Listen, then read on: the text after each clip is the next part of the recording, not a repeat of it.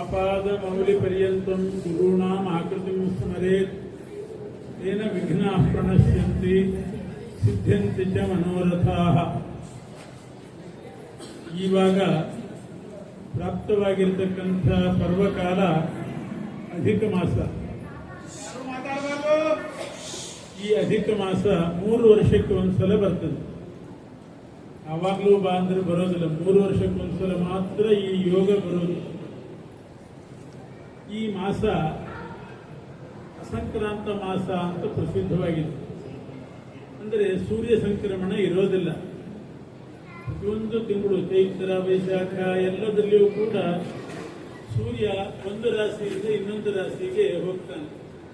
ಮೇಷ ವೃಷಭ ಮಿಥುನ ಹೀಗೆ ರಾಶಿ ಬದಲಾಯಿಸ್ತಾನೆ. ರಾಶಿ ಬದಲಾಯಿಸಿದರೆ ಅದಕ್ಕೆ ಸಂಕ್ರಮಣ ಅಂತ ಹೆಸರು. ಪ್ರತಿ ತಿಂಗಳಲ್ಲಿಯೂ ಒಂದೊಂದು ಸಂಕ್ರಮಣ ನಡೆದೇ ನಡೀತದೆ. ಆಚರಣೆಯಲ್ಲಿರೋದು ಮಕರ ಸಂಕ್ರಮಣ ಹಬ್ಬ ಅಂತ ಒಂದು ಆಚರಣೆ ಮಾಡ್ತಾರೆ. ಕೆಲವರು ಕರ್ಕಾಟಕ ಸಂಕ್ರಮಣ ಆಚರಣೆ ಮಾಡ್ತಾರೆ. ಒಂದು ದಕ್ಷಿಣಾಯನ ಪುಣ್ಯಕಾಲ, ಇನ್ನೊಂದು ಉತ್ತರಾಯಣ ಪುಣ್ಯಕಾಲ ಅಂತ. ಆದರೆ ಅದೆರಡು ವಿಶೇಷವಾಗಿ ಆಚರಣೆ ಮಾಡ್ತಾರೆ ಹೊರತು ಪ್ರತಿಯೊಂದು ತಿಂಗಳಲ್ಲಿಯೂ ಕೂಡ ಸೂರ್ಯ ಸಂಕ್ರಮಣ ಇದ್ದೇ ಇರ್ತದೆ. ಆದರೆ 3 ವರ್ಷಕ್ಕೊಂದ್ಸಲ ಯಾವುದಾದ್ರೂ ಒಂದು ಮಾಸದಲ್ಲಿ ಸೂರ್ಯ ಸಂಕ್ರಮಣವೇ ಆಗೋದಿಲ್ಲ. ತಿಂಗಳಿಗೆ ಒಂದೊಂದು ತಿಂಗಳು ಸೂರ್ಯ ಒಂದೊಂದು ರಾಶಿಯಲ್ಲಿ ಇರೋದಷ್ಟೇ. ಆದರೂ ಸ್ವಲ್ಪ ಮೊದಲು ಸಂಕ್ರಮಣ ಆಗಿರ್ತದೆ. ಆ ಮಾಸ ಮುಗಿದ ಮೇಲೆ ಮತ್ತೆ ಸಂಕ್ರಮಣ ಆಗ್ತದೆ. ಈ ಜ್ಯೇಷ್ಠ ಮಾಸಕ್ಕಿಂತ ಸ್ವಲ್ಪ ಮೊದಲೇ ಸೂರ್ಯ ರಾಶಿ ಬದಲಾಯಿಸಿದ. ಈ ಮಾಸ ಮುಗಿದ ಮೇಲೆ ಮತ್ತೆ ಬದಲಾಯಿಸ್ತಾನೆ ಸ್ವಲ್ಪ ದಿನದಲ್ಲಿ. ಅದರಿಂದ ಈ ಮಾಸ ಸಂಕ್ರಮಣ ಇಲ್ಲದೆ ಹೋಯಿತು. ಹೀಗೆ ಸಂಕ್ರಮಣ ಇಲ್ಲದ ಮಾಸ ಅಂತ ಪ್ರತಿ 3 ವರ್ಷಕ್ಕೊಂದ್ಸಲ ಬರ್ತದೆ. ಆದರೆ ಪ್ರಾಚೀನ ಕಾಲದಲ್ಲಿ ಇದನ್ನ ಸಂಕ್ರಮಣ ಇಲ್ಲದ ಮಾಸ, ಭಗವಂತ ಸಂಕ್ರಮಣ ಇಲ್ಲದ ಮಾಸ, ಭಗವಂತ ನಿಯಾಮಕ ಇಲ್ಲ ಈ ಮಾಸಕ್ಕೆ, ನಿಯಾಮಕ ಇಲ್ಲದ ಮಾಸ ಅಂತ ಇದನ್ನ ಉಪೇಕ್ಷೆ ಮಾಡಿದ್ರು. ಎಲ್ಲ ಕೆಲಸಕ್ಕೆ ವರ್ಜ್ಯ ಅಂತ ಮಾಡಿದ್ರು. ಅಧಿಕ ಮಾಸದಲ್ಲಿ ಉಪನಯನ ಇಟ್ಟುಕೊಳ್ಳೋದಿಲ್ಲ, ವಿವಾಹ ಮಾಡ್ತಾ ಇದ್ದಿಲ್ಲ, ಗೃಹ ಪ್ರವೇಶ ಇಲ್ಲ, ನಾಮಕರಣ ಯಾವುದು ಕೂಡ ಮಾಡುವ ಹಾಗಿಲ್ಲ. ಆ ರೀತಿ ಹಿಂದೆನೂ ಇತ್ತು. ಆವಾಗ ಅಧಿಕ ಮಾಸಕ್ಕೆ ಬಹಳ ವ್ಯಥೆಯಾಗಿ, ಮನಸ್ಸಿಗೆ ಬೇಜಾರಾಗಿ ಪರಮಾತ್ಮನ ಹತ್ರ ಹೋಗಿ ಕೇಳಿತು. ಎಲ್ಲರೂ ನನ್ನನ್ನು ದೂರ ಇಟ್ಟಿದ್ದಾರೆ, ಮಲಮಾಸ ಮಲಮಾಸ ಅಂತ ಕರೀತಾರೆ, ಮಲಿನವಾದ ಮಾಸ ಅಂತ. ಹೀಗೆ ಮಲಮಾಸ ಮಲಿನ ಮಾಸ ಅಂತ ನನ್ನನ್ನು ಉಪೇಕ್ಷೆ ಮಾಡಿಬಿಟ್ಟಿದ್ದಾರೆ. ಮತ್ತು ನಿಯಾಮಕ ಭಗವದ್ ರೂಪ ಇಲ್ಲ. ಮಾರ್ಗಶಿರಕ್ಕೆ ಕೇಶವ, ಕಾರ್ತಿಕ ದಾಮೋದರ, ಹೀಗೆಲ್ಲ ಒಂದೊಂದು ಮಾಸಕ್ಕೆ ಒಂದೊಂದು ಪರಮಾತ್ಮನ ರೂಪ ಇದೆ.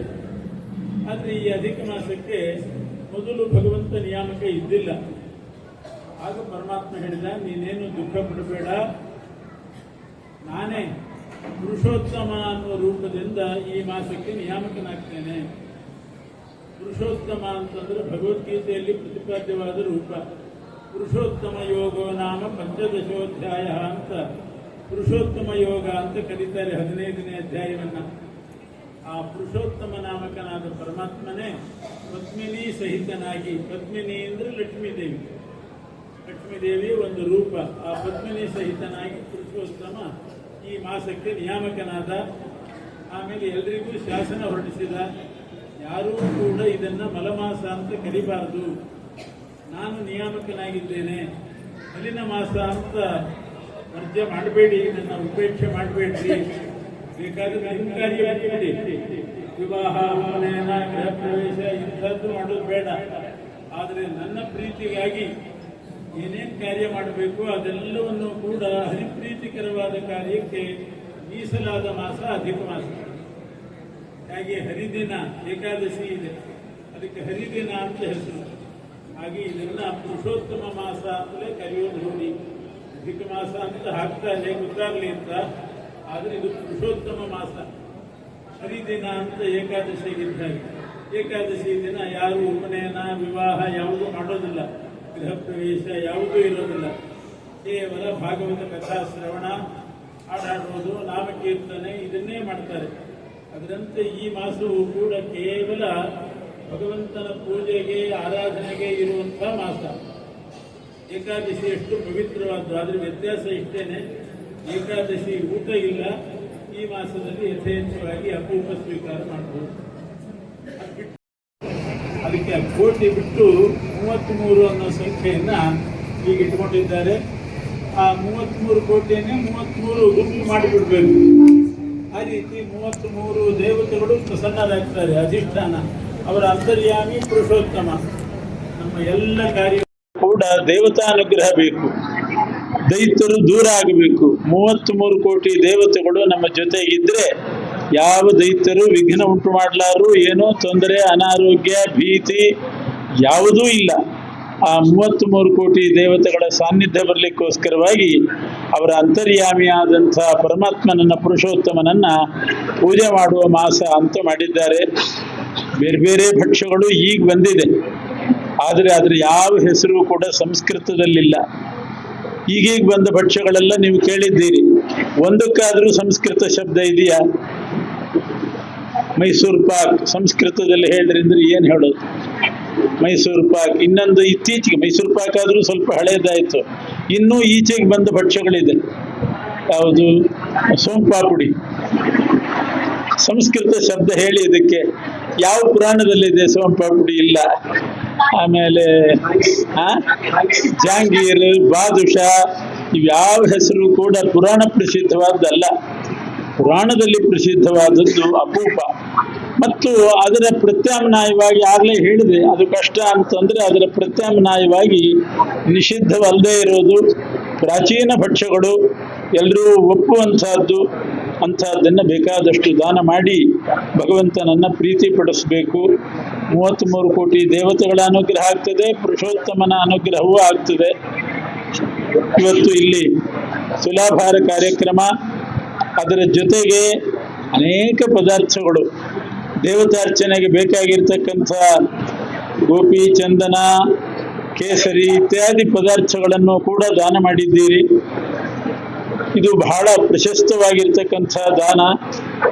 ತುಲಾಭಾರವು ಕೂಡ ಏನೋ ನಮ್ಮ ಪಾಪ ಪರಿಹಾರಕ್ಕೆ ಮಾಡಿಕೊಳ್ಳೋದು ಅಂತ ಒಂದು ಪ್ರತೀತಿ ಉಂಟು.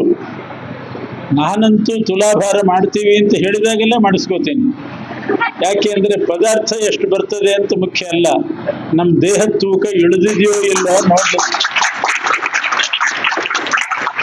ಮೊದಲು ಪೂರ್ವಾಶ್ರಮದಲ್ಲಿ ನಮ್ಮ ದೇಹದ ತೂಕ ಎಷ್ಟಿದೆ ಅಂತ ಬಸ್ ಸ್ಟ್ಯಾಂಡ್ಗೆ ಹೋದಾಗ, ರೈಲ್ವೆ ಸ್ಟೇಷನ್ಗೆ ಹೋದಾಗ ನೋಡ್ತಾ ಇದ್ವಿ. ಅಲ್ಲಿ ಒಂದು ಮಿಷನ್ ಇರ್ತಿತ್ತು.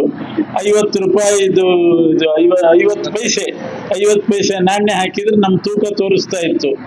ಈಗ ಅಲ್ಲೆಲ್ಲ ಹೋಗಿ ನಮ್ಮ ತೂಕ ನೋಡ್ಕೊಳ್ಳಿಕ್ಕೆ ಆಗೋದಿಲ್ಲ. ಮಾಡುವವರು ಅದಕ್ಕೆ ಮಾಡ್ತಾರೆ. ಸ್ವಾಮಿಗಳು ದೇಹ ಬೆಳೆಸ್ತಾ ಇದ್ದಾರೋ ಅಥವಾ ಬುದ್ಧಿ ಬೆಳೆಸ್ತಾ ಇದ್ದಾರೋ, ದೇಹ ಎಷ್ಟಿದೆ ತೂಕ ನೋಡೋಣ ಅಂತ. ಆದ್ರೆ ಒಂದು ಅಂದ್ರೆ ಪ್ರತಿ ಸಲ ತುಲಾಭಾರ ಮಾಡಿದಾಗ ದೇಹದ ತೂಕ ಜಾಸ್ತಿ ಆಗ್ತಾ ಇದೆ ಹೊರತು ಕಡಿಮೆ ಆಗ್ತಾ ಇಲ್ಲ. ದೇಹದ ತೂಕ ಕಡಿಮೆ ಆಗ್ಬೇಕು, ಬುದ್ಧಿಯ ತೂಕ ಜಾಸ್ತಿ ಆಗ್ಬೇಕು. ಅದು ತುಲಾಭಾರದ ಉದ್ದೇಶ. ನಾವು ಕಡಿಮೆ ಮಾಡಿಕೊಳ್ಬೇಕು. ಈಗ ಇಂಥ ಕಾರ್ಯಕ್ರಮಗಳನ್ನೆಲ್ಲ ನೀವು ಹಮ್ಮಿಕೊಂಡಿದ್ದೀರಿ. ಪುರುಷೋತ್ತಮ ನಾಮಕನಾಗಿರ್ತಕ್ಕಂಥ ಪರಮಾತ್ಮ ವಿಶೇಷವಾಗಿ ನಿಮ್ಗೆಲ್ರಿಗೂ ಕೂಡ ಪ್ರೀತನಾಗಿ, ನಿಮ್ಮ ಮೇಲೆ ಪ್ರೀತನಾಗಿ ವಿಶೇಷ ಅನುಗ್ರಹ ಉಂಟು ಮಾಡಲಿ ಅಂತ ಹೇಳಿ ಪ್ರಾರ್ಥನೆ ಮಾಡ್ತಾ ಇದ್ದೀವಿ. ಈ ಕಾರ್ಯಕ್ರಮಕ್ಕೆ ಯಾರು ಮುಖ್ಯ ರೂವಾರಿಗಳಾಗಿದ್ದಾರೆ, ಯಾರು ಸಂಯೋಜಕರು, ಕಾರ್ಯಕ್ರಮ ಮಾಡಬೇಕು ಅಂತ ಎಲ್ರಿಗೂ ಇರ್ತದೆ. ಯೋಜಕಸ್ತತ್ರ ದುರ್ಲಭ. ಬೆಕ್ಕೆ ಗಂಟೆ ಕಟ್ಟೋರು ಯಾರು ಅಂತಂದ ಹಾಗೆ ಕಟ್ಟುವವರೊಬ್ಬರು ಬೇಕು, ಗಂಟೆ ಕಟ್ಟುವವರು. ಆ ರೀತಿ ಮುಂದೆ ಬಂದು ಶ್ರಮ ವಹಿಸಿ ಅಧಿಕ ಮಾಸದ ಈ ಕಾರ್ಯಕ್ರಮ ಅನುಷ್ಠಾನ ಮಾಡಿದ್ದಕ್ಕೆ ಆ ಪರಮಾತ್ಮ ಪ್ರೀತನಾಗಿ ಅನುಗ್ರಹ ಮಾಡಲಿ ಅಂತ ಹೇಳಿ 4 ಮಾತು ಕೃಷ್ಣ ಅರ್ಪಣೆ.